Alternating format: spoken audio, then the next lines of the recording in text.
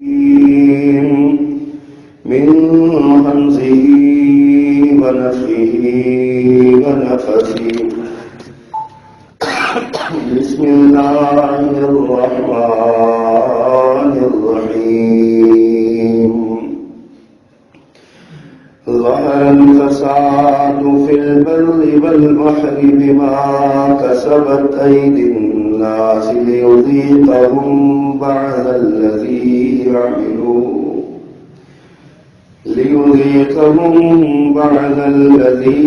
عملوا لعلهم يرجعون. قل سيروا في الأرض فانظروا كيف كان عاقبة الذين من قبل كان أكثرهم مشركين. صدق الله العظيم.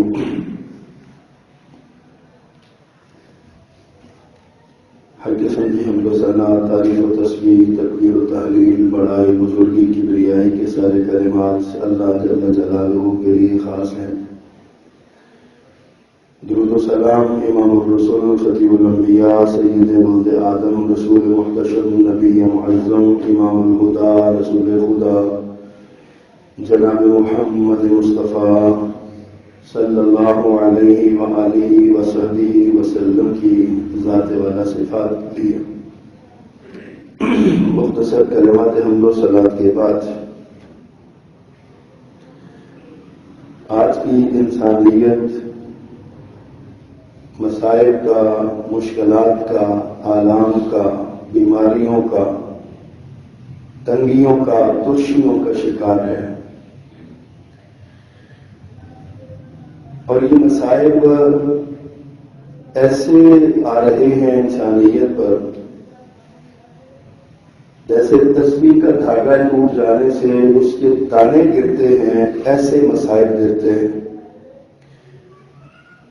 ایک بیماری یا ایک تکلیف یا ایک مصیبت سے ابھی سنبھل نہیں پاتے کہ ایک نیا وائرس اور نئی مصیبت اور نئی آزمائش سر پہ کھڑی ہوتی ہے. صرف ایک ملک میں نہیں، پوری دنیا میں یہی کیفیت بنی ہوئی ہے. کبھی کوئی ملک کسی وبا کا شکار ہو جاتا ہے، کبھی کوئی ملک کسی مصیبت کا شکار ہو جاتا ہے. کہیں زلزلے تباہیاں مچا دیتے ہیں، کہیں سیلاب جو ہے وہ بربادیوں کے پیغام پر بن جاتے ہیں، کہیں مختلف امراض انسانیت کو تباہی کے دروازے پر کھڑا کر دیتے ہیں. آج ہم تک سوچتے ہیں تو ایک طرف ہمیں یہ مصیبتیں، یہ آلام، یہ مسائل، یہ مشکلات نظر آتی ہیں، تو دوسری طرف ہمیں یہ نظر آتا ہے کہ ساری دنیا ان مسائل کا مقابلہ کرنے کا دعویٰ کرتی ہے. پہلے ایمان ہونے کے ناطے ہماری تو ذمہ داری اور ہمارا جو عقیدہ ہے، ہمارا ایمان ہے کہ قدرت کا مقابلہ نہیں کیا جا سکتا. قدرتی آفات، قدرتی مسائل، قدرتی بحریات جب انسان پر آتی ہیں تو ان کا ایک ہی حل ہوتا ہے کہ اللہ کی طرف رجوع کیا جائے اور اللہ سے توبہ کی جائے. یہ سارے مسائل پر، یہ سارے مشکلات جب آتے ہیں تو انسان اپنے اعمال پر نظر ثانی نہیں کرتا. یہ نہیں سوچتا کہ یہ کہاں غلطی ہوئی ہے مجھ سے جو آج مجھے یہ دن دیکھنا پڑا ہے، بلکہ یہ سمجھتا ہے کہ میں قدرت کا مقابلہ کر لوں گا، قدرتی آفات کا مقابلہ کر لوں گا. پوری انسانی تاریخ اس بات پر شاہد ہے کہ انسان قدرت کی طرف سے آنے والی کسی مصیبت کا مقابلہ نہیں کر سکا، نہ کر سکا ہے، نہ کر سکے گا. دنیا کی جدید ترین ٹیکنالوجی، دنیا کے جدید ترین آلات اور بڑے بڑے سینسیٹیو اور حساس قسم کے آلات انسان کے پاس ہونے کے باوجود دنیا کا کوئی سائنسدان، کوئی انجینئر، کوئی ٹیکنیشین، کوئی ماہر زلزلے کی آمد کا پتہ نہیں لگا سکا کہ کب آئے گا، نہ یہ پتہ لگا سکا کہ کب آئے گا، نہ اس کو یہ پتہ چل سکا کہ یہ کتنی دیر رہے گا۔ بعد میں سارے اندازے ہوتے ہیں کہ یہ اتنی دیر رہا ہے اور اتنے اسکیل کا، اتنے درجے کا یہ زلزلہ تھا اور یہ نقصان اس نے کیا ہے۔ زلزلہ جب آتا ہے تو پتہ نہیں چلتا کہ یہ کب آ رہا ہے، اور نہ تو پتہ لگا سکا آج تک۔ اسی طرح کسی انسان کی موت کب آنی ہے، کس حالت میں آنی ہے، کیسے آنی ہے، کہاں آنی ہے، کوئی مائی کا لال آج تک یہ اس کو فیس نہیں کر سکا اور یہ نتیجہ نہیں نکال سکا اس کا۔ کبھی راہ چلتے ہوئے ایکسیڈنٹ کے ساتھ آ جاتی ہے، کبھی بستر پہ ایریاں رگڑتے ہوئے بھی نہیں آتی، کبھی بیٹھے بٹھائے ہارٹ اٹیک ہوتا ہے اور بندہ اللہ کو پیارا ہو جاتا ہے، اور کبھی بستر پہ بڑا دعائیں مانگ رہا ہوتا ہے کہ یا اللہ تکلیف حد سے بڑھ گئی ہے، مجھے اپنے پاس بلا لے، اللہ کا حکم نہیں آتا۔ حضرت انسان نے کبھی سوچا اس بات میں کہ یہ کیوں ایسا ہوتا ہے؟ آج ہمارا دل خون کے آنسو ہوتا ہے کہ آج پوری دنیا ایک مصیبت کا شکار ہے۔ ایک وائرس ہے اور وائرس کے بارے میں آپ جانتے ہیں کہ وہ نظر ہی نہیں آتا، اس کا پتہ ہی نہیں چلتا۔ اس وائرس نے ساری دنیا کے طب کے میدانوں کے ماہرین کو لائن آگے کر چھوڑا۔ ایک وائرس ہے، پوری دنیا کا نظام معیشت دھرم برہم ہو گیا۔ دنیا پیک ہو رہی ہے، بند ہو رہی ہے چاروں طرف سے، اپنے اپنے شہروں میں، اپنے اپنے گھروں میں مقید ہو چکی ہے۔ کیوں ایسا ہوتا ہے؟ کبھی سوال کا جواب ڈھونڈنے کی کوشش کرنی چاہیے۔ کبھی ان مسائل کی وجہ اور ان مسائل کے آنے کے مقاصد سے آگہی حاصل کرنی چاہیے۔ دنیا کا ہر ڈاکٹر، دنیا کا ہر انجینئر، دنیا کا اپنے شعبے کا ہر ماہر بندہ زور لگا لے، ہم کہتے ہیں قدرت کا مقابلہ نہیں کر سکتا، اور اللہ نے چند الفاظ میں نا ان سارے مسائل کی جڑ سے ہمیں آگاہ کر دیا ہے۔ یہ قرآن مجید کی سورۃ الروم ہے، اس کی آیت نمبر 40 اور 41 ہے۔ کبھی تنہائی میں بیٹھ کے اس پہ غور کیا کریں۔ اللہ فرماتے ہیں ظہر الفساد فی البر والبحر بما کسبت ایدی الناس، کہ دنیا میں، خشکی میں، تری میں جتنے فساد برپا ہوتے ہیں یہ لوگوں کے اپنے ہاتھوں کی کمائی کا سبب ہے۔ یہ جتنی وبائیں پھیلتی ہیں، جتنی بلیات، مشکلات، آزمائشیں، مصائب آتے ہیں، یہ انسان کے اپنے ہاتھوں کی کمائی ہے۔ ایک اور مقام پر اللہ نے فرمایا وما ظلمونا، ہم نے ان پر ظلم نہیں کیا، ولکن کانوا انفسهم یظلمون، لیکن وہ اپنی جانوں پر خود ہی ظلم کرتے ہیں۔ آج ہم نے اپنی صحتوں کو برباد کر لیا اس وجہ سے کہ ہم نے کھانے اور پینے میں قرآنی حکم کو مد نظر نہیں رکھا، ہم نے پیارے پیغمبر صلی اللہ علیہ وسلم کی سنت سے رہنمائی نہیں۔ قرآن کی ایک جملہ، ایک آیت قرآن کہتے ہیں کلوا واشربوا ولا تسرفوا، کھاؤ پیو لیکن اسراف نہ کرو، زیادتی نہ کرو۔ دنیا طب کے بڑے بڑے ماہرین اس ایک جملے پر اپنی زندگیاں ہار بیٹھے ہیں، اپنی تحقیقات کو قربان کر بیٹھے ہیں، صرف اس ایک جملے پر، ایک قرآن کی آیت پر، آیت کے ٹکڑے پر۔ کھاؤ پیو ضرور لیکن اسراف نہ کرو، کھانے پینے میں بھی اسراف نہ کرو، پہننے میں، استعمال کرنے میں اسراف نہ کرو۔ ان المبذرین کانوا اخوان الشیاطین، قرآن نے کہا فضول خرچی کرنے والے شیطان کے بھائی ہیں۔ فضول خرچی کرنا شیطان کرتا ہے۔ آج ہم مصائب و مشکلات میں گھرے ہوئے، کبھی غور تو کیا کریں اس بات پہ۔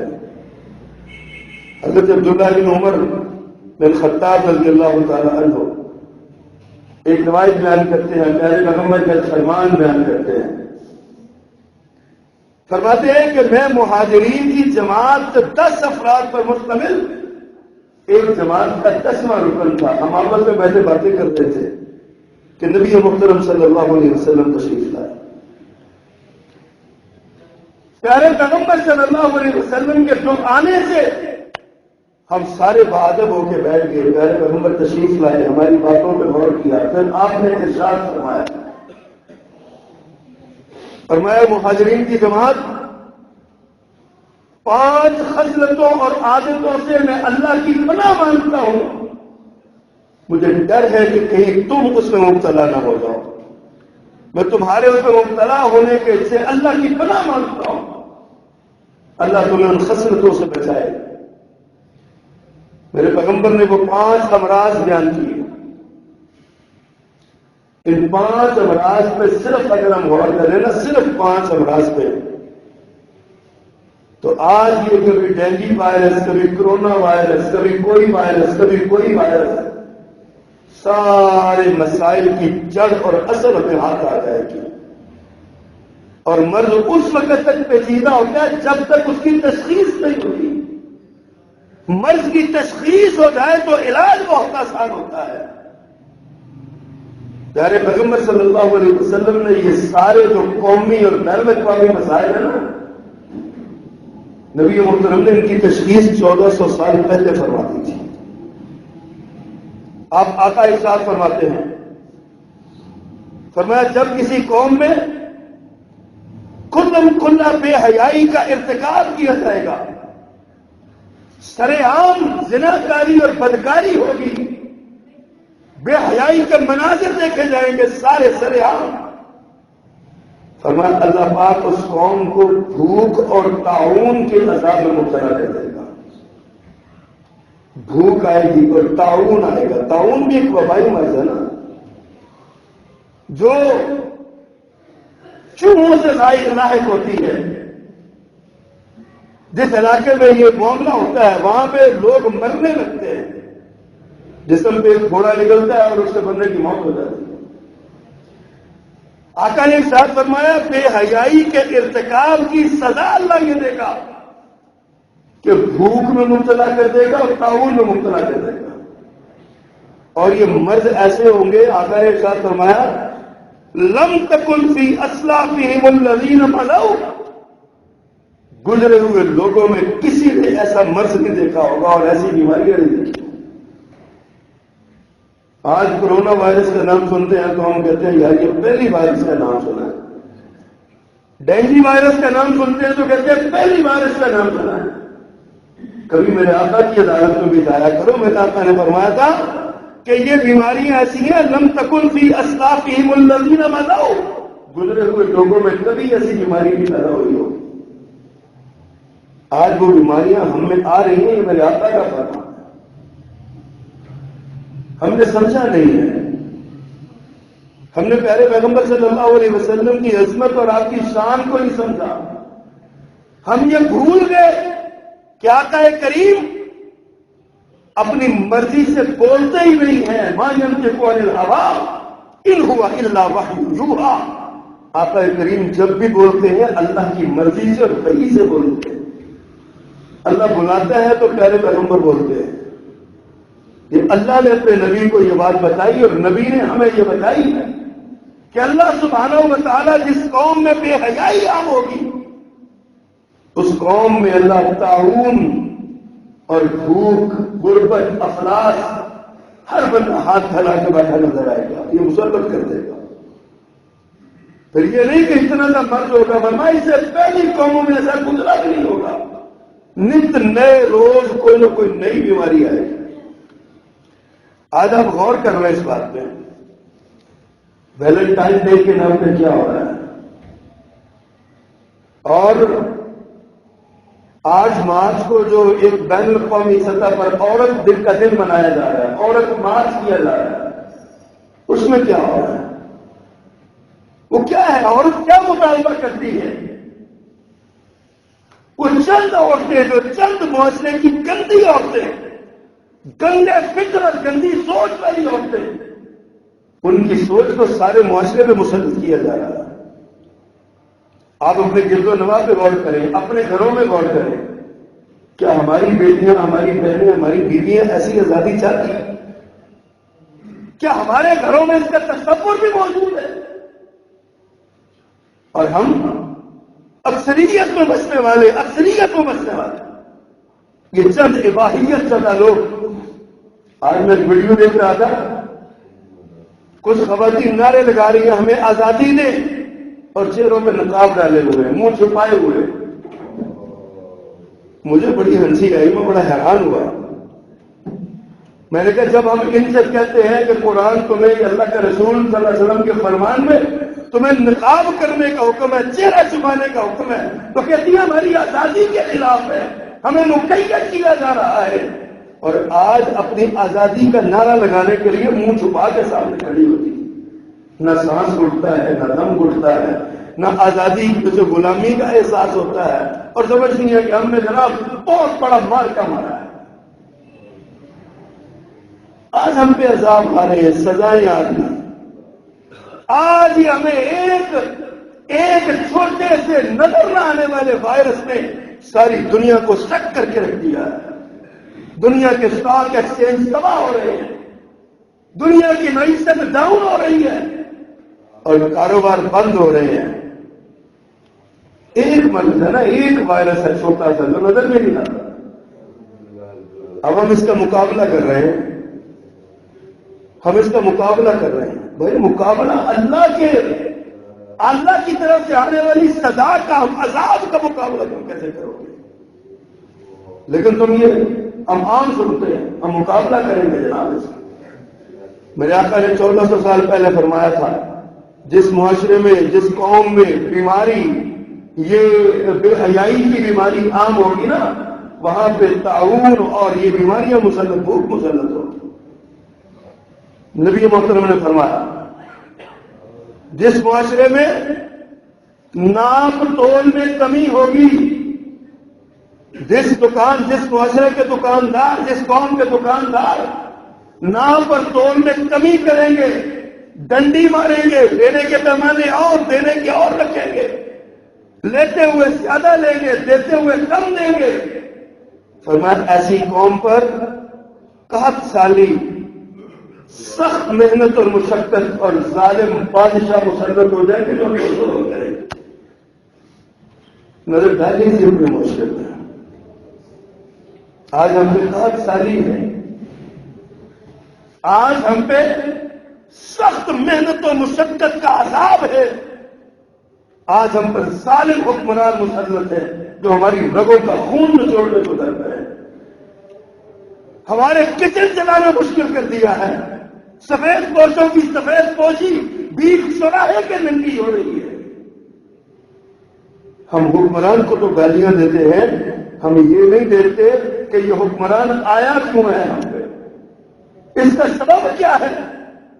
سبب جس کا میرے آقا نے 1400 سال پہلے بتایا تھا کہ ناپ تول میں کمی کرنے والی قوم پر یہ عذاب آئے گا۔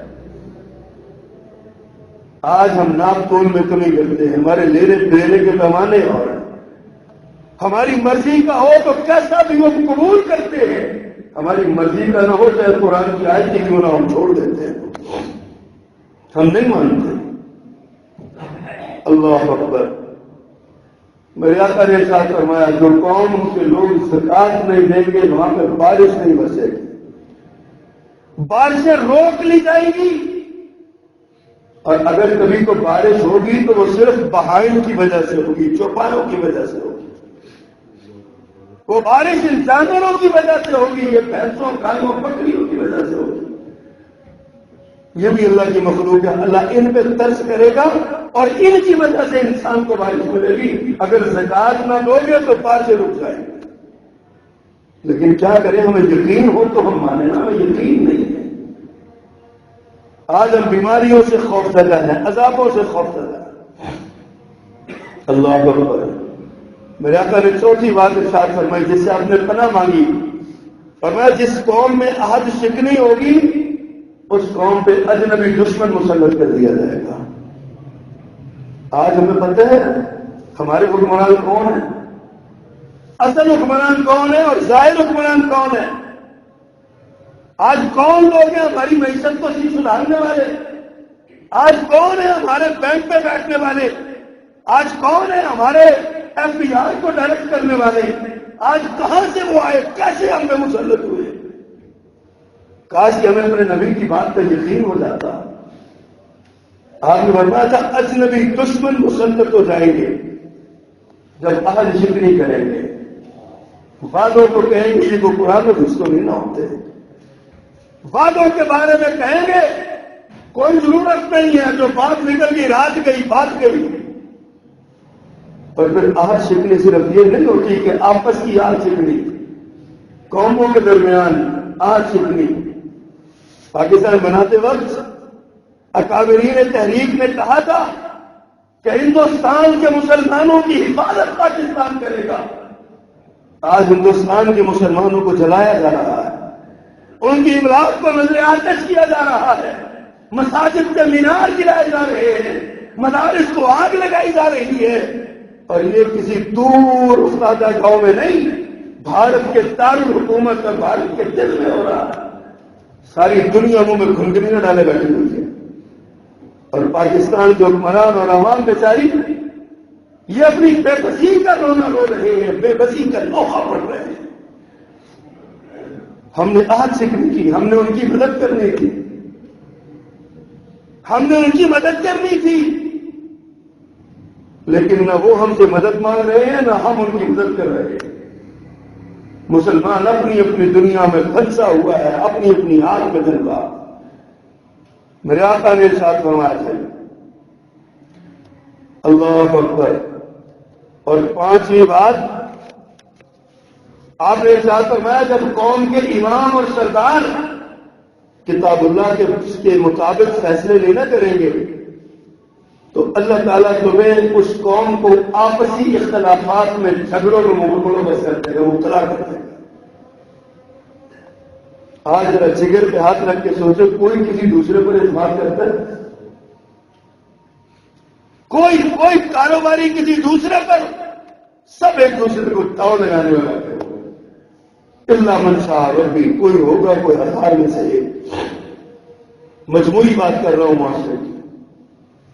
ہم سوچتے ہیں یہ بیماریاں کیوں آ گئی، یہ امراض کیوں پھیل گئے، یہ وبائیں کیوں پھیل گئی، آج ہمارے معاملات جو ہیں وہ سارے کے سارے تباہ کیوں ہو گئے، معیشت کا بچہ کیوں بیٹھ گیا۔ آج ہم یہ تو سنتے ہیں لیکن اس کے اسباب پہ غور نہیں کرتے۔ میرے پیغمبر نے اس حدیث پہ یہ سارے اسباب بیان کر دیے۔ اللہ اکبر کبیرہ۔ اور پھر میں ہدایت پڑھ رہا تھا، اللہ تو کتنا مہربان ہے۔ اللہ فرماتے ہیں وما اصابکم من مصیبت فبما کسبت ایدیکم، یہ جتنی مصیبتیں تم پر آتی ہیں نا تمہارے ہاتھوں کی کمائی ہے۔ لیکن اگلے جملے پہ غور فرمائیں، اللہ فرماتے ہیں وَيَعْفُو عَنْ كَثِيرٍ، اور بہت سے گناہ تمہارے میں ویسے ہی نظر انداز کر دیتا ہوں۔ کتنے گناہ اللہ نظر انداز کرتے ہیں ہمارے، لیکن جس پہ پکڑتے ہیں پھر وہ کتنا خوفناک پکڑتے ہیں۔ ہوتی ہمارے اپنے ہاتھوں کی کمائیاں، ہمارے ہی کرتوت ہوتے ہیں جن کا آج ہمیں خمیازہ بھگتنا پڑ رہا ہے۔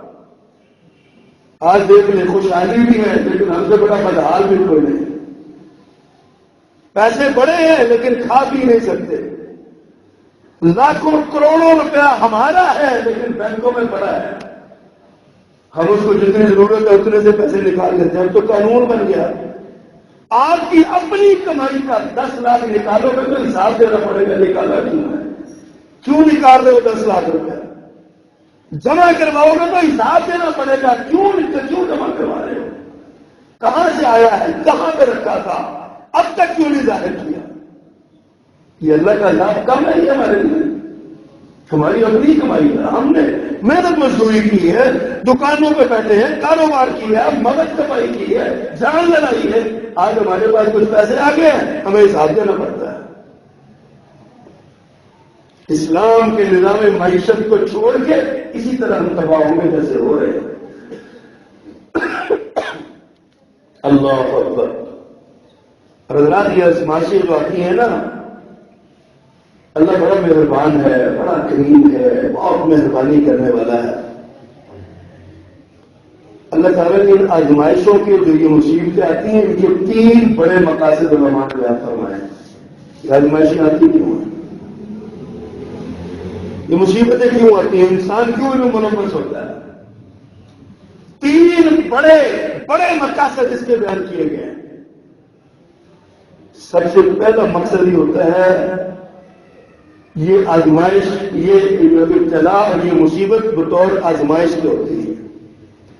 وَلَنَبْلُوَنَّكُمْ بِشَيْءٍ مِّنَ الْخَوْفِ وَالْجُوعِ وَنَقْصٍ مِّنَ الْأَمْوَالِ وَالْأَنفُسِ وَالثَّمَرَاتِ وَبَشِّرِ الصَّابِرِينَ۔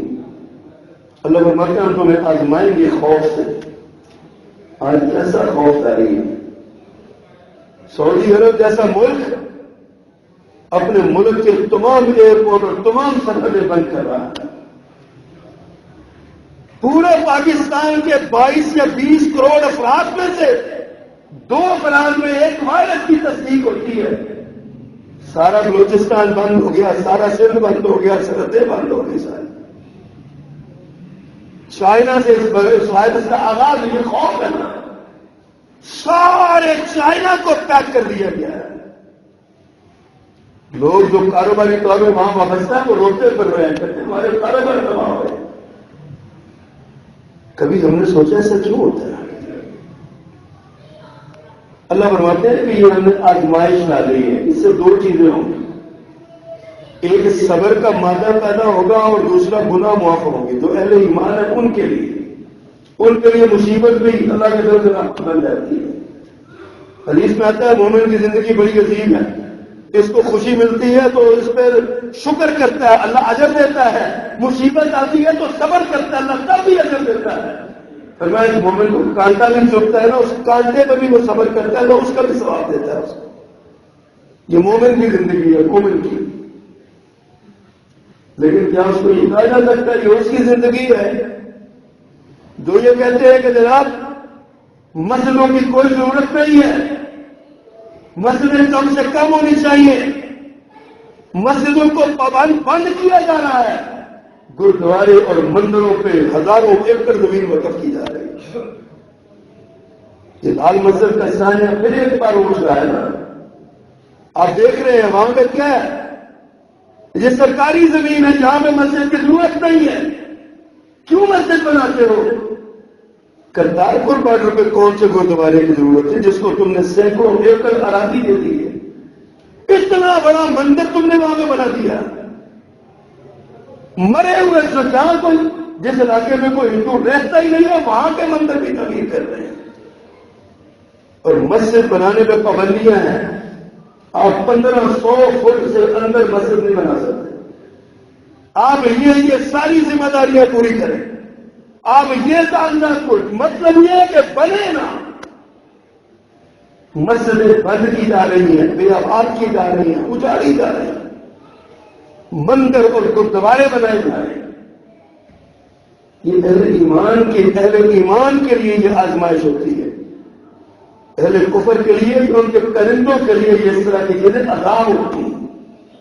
اہل ایمان سے صبر بڑھتا ہے تو اللہ کے سامنے صبر کر کے اور پھر اللہ سے اجر کی امید رکھتے ہیں۔ اللہ اکبر۔ دوسری بات یہ ہوتی ہے کہ یہ خبردار کرنا مقصود ہوتا ہے۔ اللہ تعالیٰ تنبیہ کرتے ہیں، اللہ روکتے ہیں کہ تم لوگ اس کام سے باز آ جاؤ، پلٹ جاؤ۔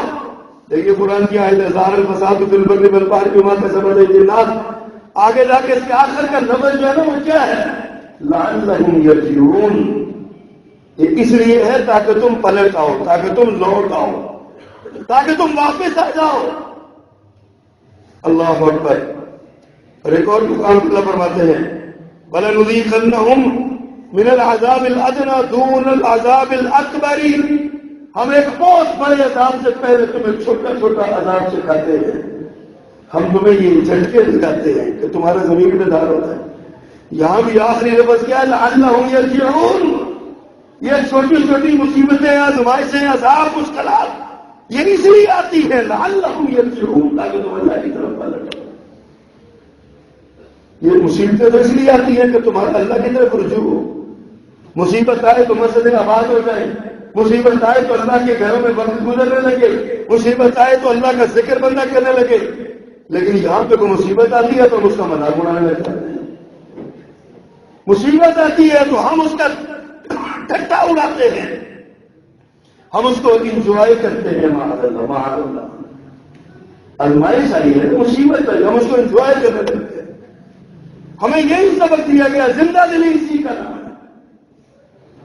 پیارے پیغمبر صلی اللہ علیہ وسلم کی تعلیمات سے یہ پتہ چلتا ہے کہ یہ خبردار کرنے کے لیے ہوتا ہے اور یہ آزمائش کے لیے ہوتا ہے. اور تیسرا جو مقصد ہے وہ عذاب لینا بھی ہے، اللہ کی طرف سے عذاب بھی دیا جاتا ہے. پیارے پیغمبر صلی اللہ علیہ وسلم نے ارشاد فرمایا اذا اظہر الناس العلم وزیعوا العمل وتحاربوا بالالسن وتباغضوا بالقلوب وتقاطعوا الارحام. 5 چیزیں آپ نے بیان فرمائی. فرمایا جب لوگ علم ظاہر کریں گے، میرے پاس بڑی معلومات ہے، میں بڑا عالم ہوں، میرے جیسا دانشوری کوئی نہیں ہے، میرا علم بڑا، میری معلومات بڑی. فرمایا اذا اظہر الناس العلم وزیعوا العمل، علم ظاہر کریں گے، عمل ظاہر کریں گے، عمل کو نہیں کریں گے. عمل نہیں ہو، اللہ ہمیں معاف فرمائے، عمل نہیں ہوگا. تیسری بات فرمایا وتحاربوا بالالسن، زبانوں سے محبت کے ڈھونگے ہوں کہ کیا بات ہے، میں بڑی پیار کرتا ہوں آپ سے، میں بڑی محبت کرتا ہوں. وتباغضوا بالقلوب، اور دلوں میں بغض بھرا ہوا ہوگا. یہ پیارے پیغمبر کے فرمودات ہیں. اور 5ویں بات فرمائی وتقاطعوا الارحام، اور وہ رشتوں کو توڑیں گے، رشتہ داریاں ختم کریں گے، عزیزوں سے، خون کے رشتوں سے تعلق ختم کریں گے. پھر کیا ہوگا؟ میرے آقا نے ارشاد فرمایا لعنہم اللہ عز وجل عند ذالک، اللہ عز وجل ان پر اپنے ہاں لعنت کر دے گا، اللہ کی لعنت کے مستحق ہو جائے گی. اور کیا ہوگا؟ فرمایا فأسمہم وأعمى أبصارہم، وہ گنگے ہو جائیں گے، بہرے ہو جائیں گے، اندھے ہو جائیں گے. کیا مطلب ہے؟ بے حسی کی چادر اوڑھ لیں گے، کسی کو دکھ کا احساس نہیں ہوگا، کسی کی مصیبت کی فکر نہیں ہوگی، کسی کے ساتھ رحم دلی کا جذبہ نہیں ہوگا، اندھے اور بہرے ہو جائیں گے اور پھر اپنے گناہ بڑھتے چلے جائیں گے. اس لعنت کا توق جب گلے میں پڑے گا تو یہ اندھے اور بہرے ہو کے پھر اس مصیبت میں آگے بڑھتے چلے جائیں. سوچیے حضرات، سوچیے. اور پھر ہم اس بات پر غور کریں کہ اس کے اسباب کیا ہیں. یہ تو مقاصد ہے نا ان کے، آزمائش بھی ہو سکتی ہے، تنبیہ بھی ہو سکتی ہے، عذاب بھی ہو سکتا ہے. لیکن اگر یہ جب مصیبتیں آتی ہیں تو ان کے اسباب پہ غور کرنا ہے. ایک وہ میں نے حدیث سنائی نا عبداللہ بن عمر والی رضی اللہ تعالی عنہما، اور یہ چند باتیں، چند نکات اور آپ کے سامنے رکھنا چاہتا ہوں اس کے اسباب بیان کرتے ہوئے. اللہ اکبر. سب سے پہلی بات اس کا سبب یہ ہے کہ شریعت کے احکامات میں اپنی مرضی کریں. افتؤمنون ببعض الکتاب وتکفرون ببعض، کتاب کے ایک حصے کو مانتے ہو اور ایک کو مانتے نہیں ہو. فما جزاء من يفعل ذلك منكم الا خزي في الحیاة الدنیا. ان کی سزا کیا ہو سکتی ہے؟ جو شریعت کا مذاق اڑائے، شریعت کی حدود کا مذاق اڑائے، جو شریعت کے احکامات کو اپنی مرضی کے مطابق ڈالے، ان کی سزا یہ ہے دنیا میں رسوا ہوں گے، آخرت میں عذاب الیم کا شکار ہوگا. آج ہم دیکھ لیں اپنی مرضی کا دین ہے ہمارا، جو ہماری مرضی کے مطابق ہے وہ دین ہے، جو ہماری مرضی کے مطابق نہیں ہے نا، ہم دین ہونے کے باوجود بھی اس کو نہیں مانتے، تبدیلی کر لیتے ہیں. ہمیں سوچنا چاہیے، ہمیں سمجھنا چاہیے. یہ اتنی بڑی جو آزمائشیں آ رہی ہیں جو کوئی مذاق نہیں ہے، سبق ہے ہمارے لیے، اس میں سبق حاصل کرنا چاہیے. پہلا سبب یہ ہے کہ شریعت کے احکامات کو جب مرضی کے مطابق بنائیں گے پھر عذاب آتے ہیں. دوسرا سبب اس کا یہ ہے کہ جب ذکر الہی سے منہ موڑو گے، قرآن کے احکامات سے اور تلاوت سے منہ موڑو گے پھر عذاب آئے. فرمایا ومن اعرض عن ذکری، فَإِنَّ لَهُ مَعِيشَةً ضَنكًا وَنَحْشُرُهُ يَوْمَ الْقِيَامَةِ أَعْمَىٰ، جو ہمارے ذکر سے منہ موڑے گا ہم اس کی گزران تنگ کر دیں گے. اتنا وسیع ملک ہے، آپ کہیں قید ہو چکے ہیں، آپ اپنے کمرے میں گھر میں قید ہو چکے ہیں. اور مجھے علم نہیں ہے، بعض دوست بتاتے ہیں کہ چائنا کا وہ علاقہ جہاں پہ یہ وائرس پھیلا ہوا ہے، اس کے گرد و نواح کے شہروں کے شہریوں کو بھی مقید کر دیا گیا ہے اپنے گھروں سے باہر نہیں نکلنا. پتہ نہیں اس میں کتنی حقیقت ہے، لیکن لوگ یہ بتاتے ہیں. سوچیے حضرات، یہ سارا ذکر الہی سے منہ موڑنا یہ معیشت زنگ کا ہے. ہمارے پاس سارا کچھ ہے، ہم استعمال نہیں کر سکتے، پیسے ہیں کسی کو بتا نہیں سکتے، یہ معیشت زنگ کا ہے. اور اس کے ساتھ جو ہے وَنَحْشُرُهُ يَوْمَ الْقِيَامَةِ أَعْمَىٰ، قیامت کے دن اندھا کر کے اٹھایا جائے گا. قَالَ رَبِّ لِمَ حَشَرْتَنِي أَعْمَىٰ، کہ یہ اللہ مجھے کیوں اندھا کیا ہے؟ وَقَدْ كُنتُ بَصِيرًا، میں دنیا میں دیکھنے والا تھا. مالک کیا فرمائیں گے؟ قَالَ كَذَٰلِكَ أَتَتْكَ آيَاتُنَا فَنَسِيتَهَا فَكَذَٰلِكَ الْيَوْمَ تُنسَىٰ. اسی طرح ہمارا ذکر تمہارے پاس آیا تھا، ہماری آیتیں تمہارے پاس آئی، تم نے ان سے منہ موڑا تھا، ان کو بلا دیا تھا. آؤ جاؤ، آج ہم نے تم کو بلا دیا.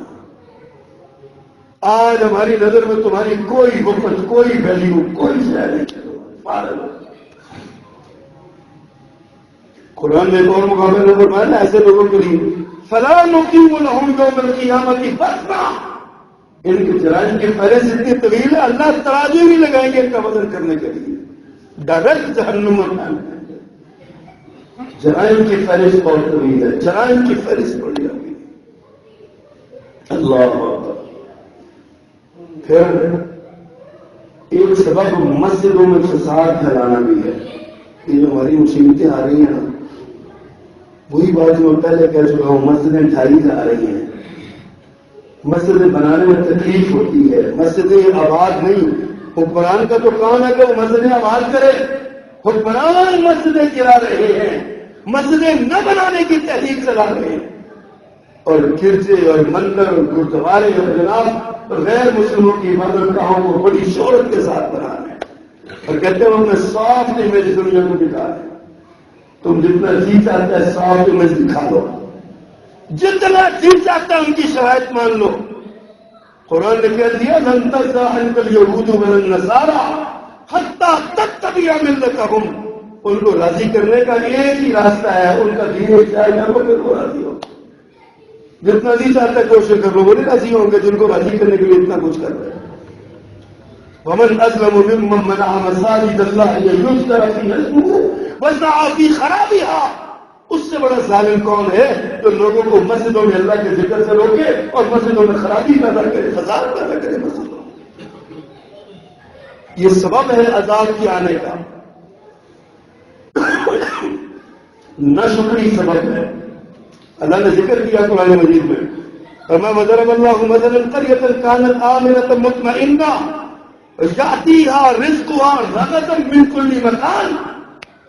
اللہ تمہارے لیے ایک قوم کی مثال بیان کرتا ہے، فرمایا کہ ان کا حال ایک بستی والے آمنۃ مطمئنہ، امن سے اطمینان سے زندگی گزار رہے ہیں. یأتیہا رزقها رغدا، ان کے پاس رزق آ رہا تھا کھلا کھلا، من کل مکان، چاروں طرف سے رزق مل رہا تھا. پھر کیا ہوا؟ فکفرت بانعم اللہ، انہوں نے اللہ کی آیتوں کا انکار کیا، اللہ کے انعامات کی ناشکری کی. تو کیا ہوا؟ فَأَذَاقَهَا اللَّهُ لِبَاسَ الْجُوعِ وَالْخَوْفِ بِمَا كَانُوا يَصْنَعُونَ، اللہ انہوں نے خوف اور بھوک کا لباس پہنا دیا. نہ شکریہ کرو گے تو یہی کچھ ہوگا جو آج ہمارے ساتھ ہو رہا ہے. نہ شکریہ کرو گے، اللہ کی بغاوت کرو گے، اللہ کی نعمتوں کا انکار کرو گے تو یہی کچھ ہوگا جو آج ہمارے ساتھ ہوگا. اللہ اکبر. اور پانچویں بات آپ نے ارشاد فرمائی، ہے میرے اللہ کتنا میرے پیغمبر نے کیا، سبحان اللہ، اللہ نے کیسی بات ارشاد فرمائی ہے. فرمایا اللہ فرماتے ہیں